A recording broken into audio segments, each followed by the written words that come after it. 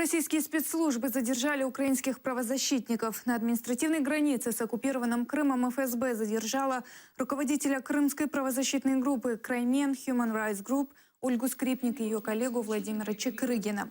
По последним данным, их повезли в Армянск для составления протокола о незаконном пересечении админграницы. Мы все с большой тревогой следим и беспокоимся за ее судьбу.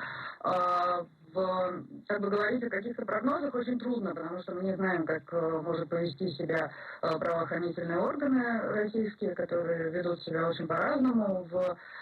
Насколько я понимаю, самый